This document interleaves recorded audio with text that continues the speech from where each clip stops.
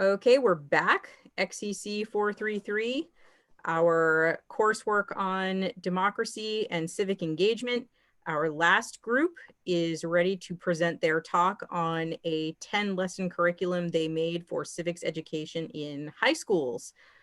This group is made up of, get ready to wave everyone, Jorge, Zach, thank you, Kay, Molly, Sanjana, Caroline K, Caitlin, and Alexi. And I am ready when you are ready. Okay, I'm going to go ahead and share my screen, and we'll start with the presentation of our curriculum overall. So today we'll be presenting to you a high school level democracy curriculum that we've put together.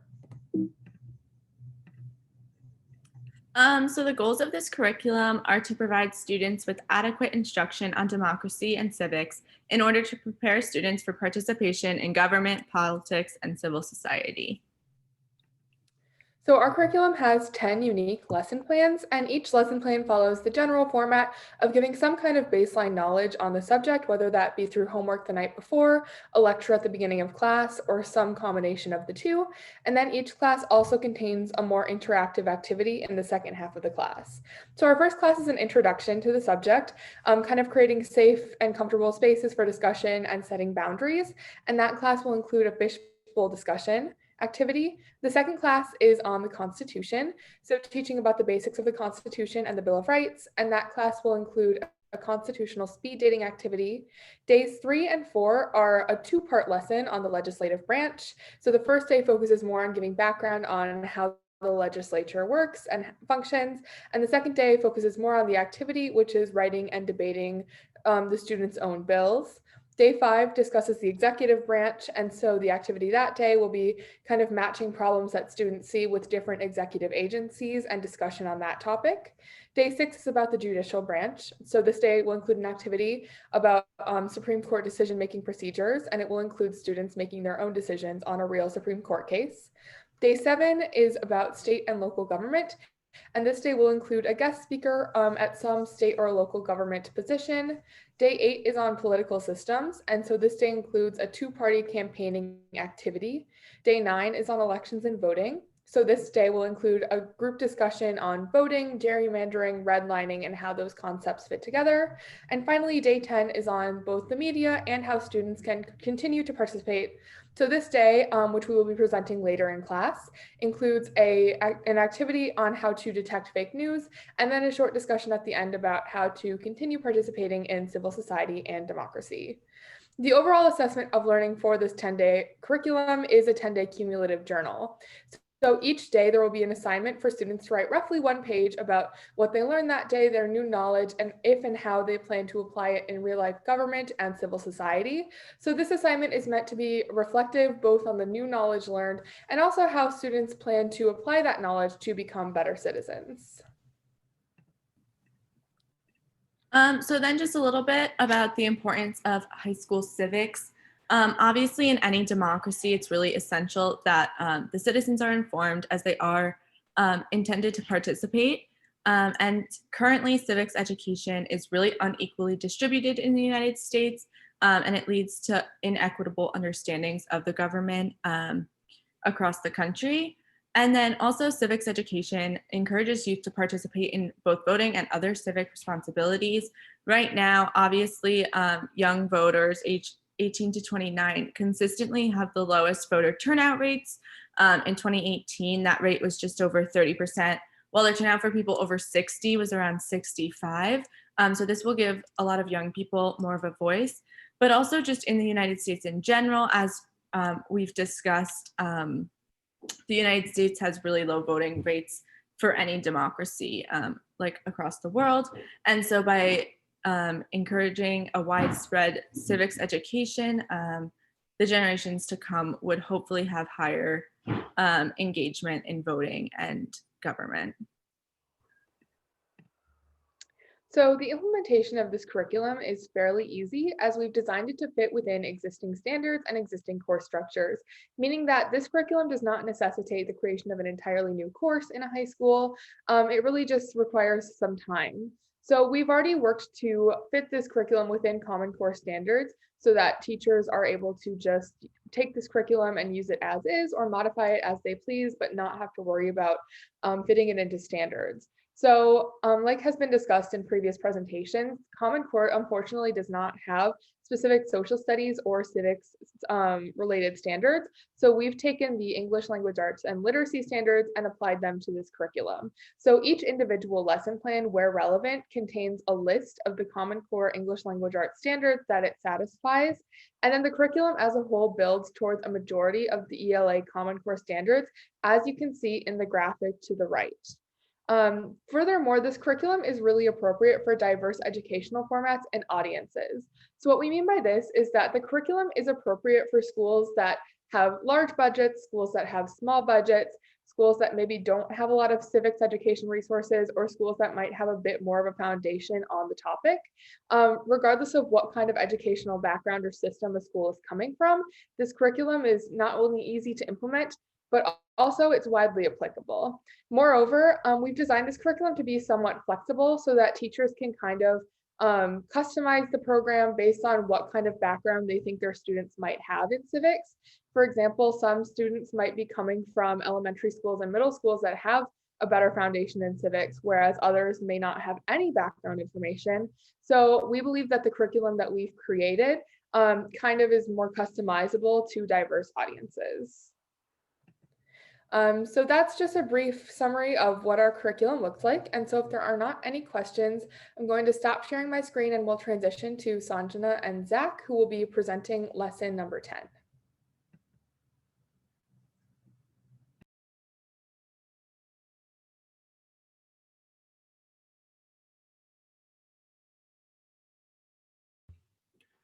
How's everyone doing today? So today is our last lesson in our journey through United States civics and civics engagement.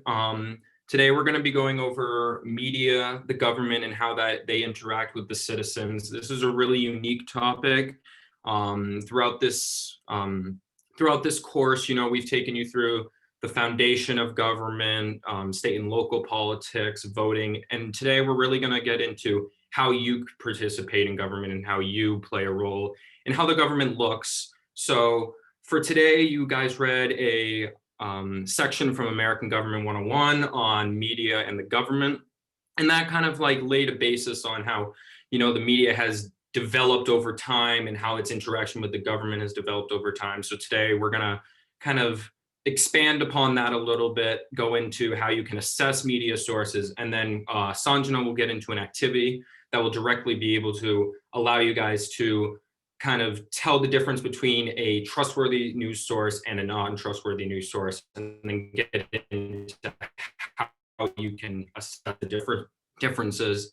And the final part will be giving you a handout that will allow you show different ways that you can continue to participate in American government and in your take out your civic duty, because it is important and you guys are getting close to your voting age. So it is very important to be able to realize and know how you can participate in government. So what is the news media? News media is very complex. There's a lot of things that comprise news media. Basically, anything you can get information from is a news media, whether that's, broadcast TV news, what you see, every night at 5 or whatever, what your parents watch every night. The print news, newspapers, more traditional, what you can, get delivered every day, or what you buy at a newsstand, or the more modern internet news websites, news podcasts, social media, different ways that you get news and that the government gets the news out to you. So how does the media interact with the government? The media plays a really interesting role in government, actually. It has the power to not only shape public opinion, but also shape governmental action. And that's something that's really come on of late because of the vast array of media sources, with the rise of social media, Twitter, Instagram, Facebook, these have really given rise to the media's power to shape public opinion and governmental action. And so, media presentation of an issue can shape, how people view the issue or how they view government. And that in turn really shapes public opinion, and media really can, twist and turn the way we see things. So because of this power, it is really important for you guys to be able to assess the truthfulness and objectivity of media sources, because, since it's become such a big part of our daily lives, it really is important for you to be able to tell what the differences are. So in assessing media sources, there's really two levels, two different sections of what you will assess. The two major ones are bias, objectivity, and truthfulness. So bias and objectivity, a question that you can ask is the information presented in a neutral manner, or is there your opinion or a slant to it? Most things you're going to read are going to have some form of a bias to them, and that's okay. Most news sources that we read nowadays have an opinion to them. It's just you need to know it, and you need to be able to assess it. The next part is truthfulness. And this one's a little bit more, this is more important because you really want to be able to make sure that you're reading things that are true. And so you need to ask, is the information presented true, or is there false information incorporated to it? And you need to be able to tell what this false information is. And that's where the activity is going to get into, is kind of the true versus false nature of media. So just to get a little bit on the bias, again, all sources will have at least some form of bias, and that's okay to, read sources that are biased. As you can see in this chart over here, most of the mainstream sources we get, CNN, Fox News, NBC, New York Times, ABC, they all have some form of bias. Fox News more to the right, CNN, ABC, NBC more to the left, and that's okay. You just got to know what you're reading and be able to assess it when you're presenting the information. So this is when we're going to start getting into the activity. So truthfulness and fake news. So most mainstream media organizations are trustworthy. So, your mainstream, again, CNN, Fox News, for the most part, are going to be trustworthy. However, some news sources, especially, smaller, less known internet sources, can incorporate false news to serve a sort of political purpose or to move the political needle, so to speak. So it is important that you can be able to tell the truths from the lies when you're assessing news sources. So the activity that Sanjana will now take us through, you'll be able to work on some of that and be able to hopefully start assessing that in news sources that you use from here on out. Okay, so before we get into the activity, we can have a brief discussion about how to detect fake news. A disclaimer, or just an understanding that there is no wrong answer to this, because it depends on how you detect fake news, or sometimes you haven't done it yet, or you think would possibly be a way. So any answer is good. I can't see raised hands, so if anyone wants to just speak out, that would be great too.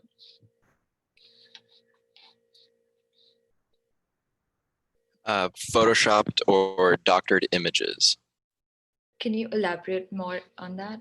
So an image that's kind of blown out of proportion by editing. So for example, someone's hand is in a different position, or someone's head is moved closer to someone to make them appear more threatening, or maybe, you add a different coloration, something to just add to the drama and fakeness of the news. Okay. Yeah, to add on to what Jorge was just saying, if I see a really big and flashy headline, especially if it's on the cover of People magazine or just news sources that I don't necessarily know the names of from, say, my local nightly news. So that's typically Fox, ABC, NBC, CBS a little bit. If it's a news source that I've never heard of before, and this headline is Jorge is getting abducted by aliens in the galaxy of a land far, far away, then I'm okay, but aliens are questionable. Abducted is a little bit questionable. A galaxy of a land far, far away is also a little bit questionable. That's a really good answer, and very in-depth, of course. Anyone else? Yeah, gut feelings, when you just see something that just seems a little preposterous, and you can go online and use a secondary fact-checking website like Snopes or like PolitiFact to like kind of find your own answers. Caroline, were you gonna say something? Yeah, I was also gonna say kind of a gut check. Also, if like the website you're on like looks really poorly made, or if there's like spelling errors, or they use like a lot of all caps, that usually indicates it's not a very reliable source. Okay, perfect. So just to reiterate all these things that you've told me, I'm just gonna go over a couple of things on the next slide. So of course, look at the rest of the source, as many of you all said. Go through a few other articles, see how legit you think those are possibly. But then you can do more in-depth study of it. So sometimes you check about the author. A lot of times there may not be names, but the few times there are, you can check their credentials, or if they're like a legit one or like a famous one. Of course, look at the website, read the language. In the language, it's about like writing in all caps, or punctuation, or the way it's written, if it's poorly written or very professional. Obviously, check through outside sources. No one article will give you the full information, so you always have to do more research. So just to like think about all this, and then we move into the activity. Um, I'm just gonna give you all experts from 2 articles, and then y'all can detect which one's fake and which one's real. Of course, y'all don't have to remember exactly how to detect it. So I've made like a detecting fake news 101 worksheet, and also the articles. So I'm just gonna put in the chat right now. And feel free to open both of them, keep it side by side, and go ahead and read the articles. And then we can have a brief discussion about it in the next few minutes.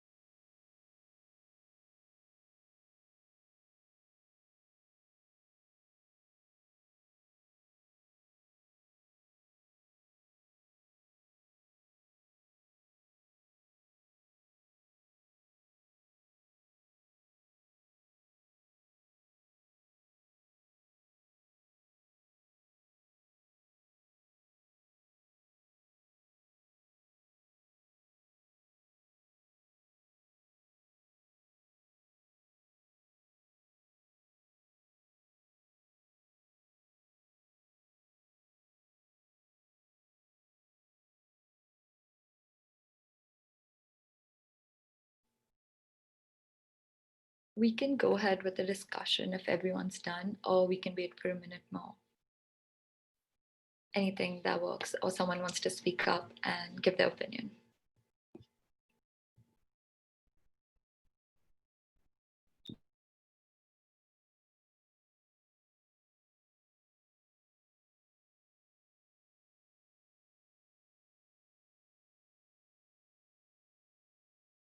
I think I'm all done reading if other people are.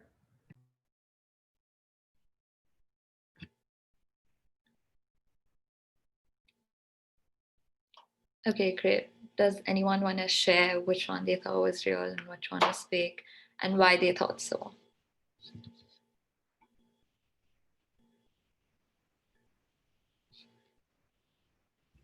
One of the things that really made me think that Article 1 was almost punctuation and all of the like capitalization. The words definitely create a sense of urgency, but also then by saying we are the ones to blame, that really kind of like also added some bias in there. So Okay, really good observation, Evan. Anyone else? Yeah, I agree with Evan because the first one kind of sounded like a Twitter thread that I would read, but the second one was a little bit more like professional and a little more, it also had more details about by how much the planet is warming rather than just kind of like being the vague like generalities that the first article had.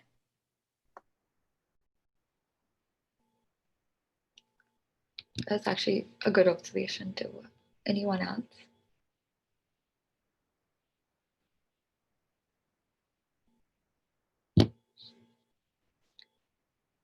Or we can move forward. I would just like to say that this was rather very obvious to detect which was real and which was fake.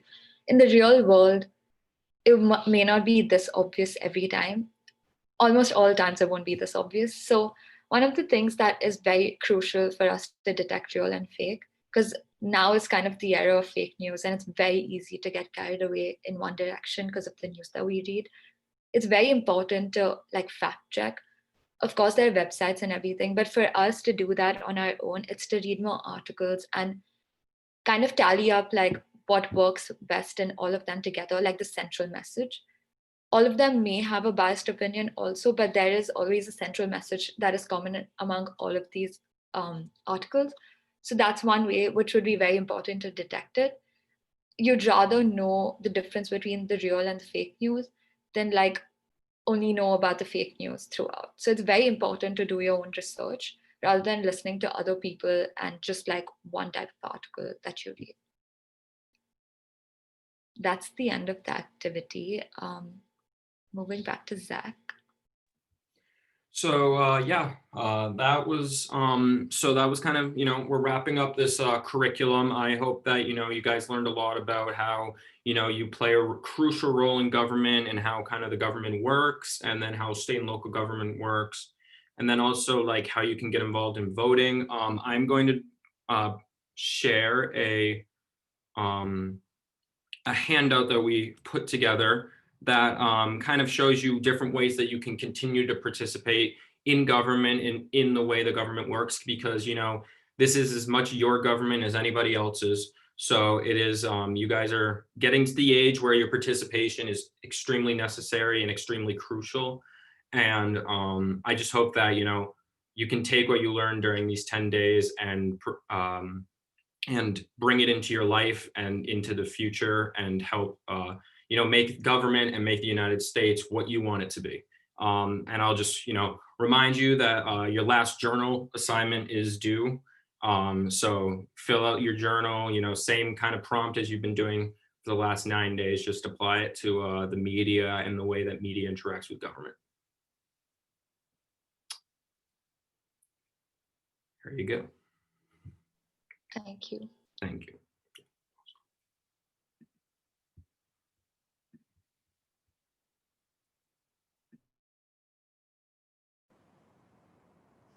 Thanks, everybody. Excellent job.